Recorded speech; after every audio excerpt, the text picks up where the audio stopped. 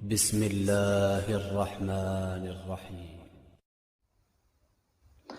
السلام علیکم ورحمۃ اللہ وبرکاتہ۔ محترم و معزز سامعین کرام، جیسا کہ آپ احباب جانتے ہیں، ہم آپ کی خدمت میں لے کر آتے ہیں نورانی قاعدہ کی ایک ویڈیو۔ اسی سلسلہ میں آج ہم آپ کے سامنے پھر حاضر ہوئے ہیں۔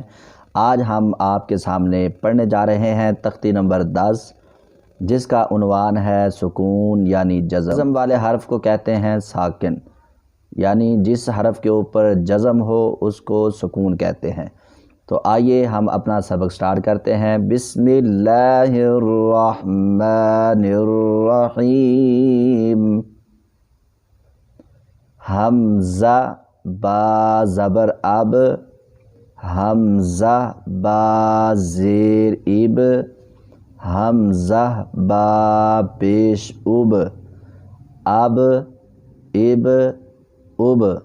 معزز سامعین، آپ کو بتاتے چلیں کہ 5 حروف ایسے ہیں کہ جب وہ ساکن ہوں تو ان کے اوپر قلقلہ کیا جاتا ہے۔ قلقلہ کہتے ہیں لفظ کو ہلانا، لفظ کو ہلا کر پڑھنا۔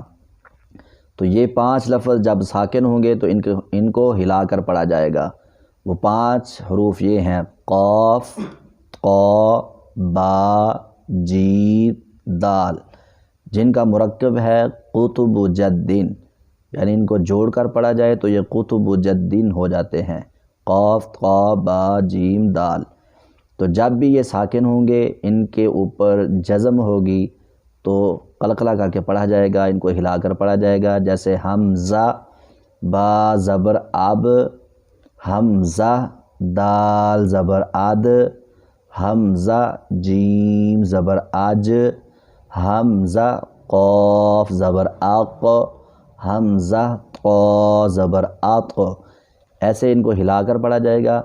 اس کے علاوہ جتنے بھی حروف ساکن آئیں گے ان کو نہیں ہلایا جائے گا، بلکہ آواز کو روک کر پڑھا جائے گا۔ جیسے حمزہ تا زبر ات، حمزہ کاف زبر اک، حمزہ سین زبر اس۔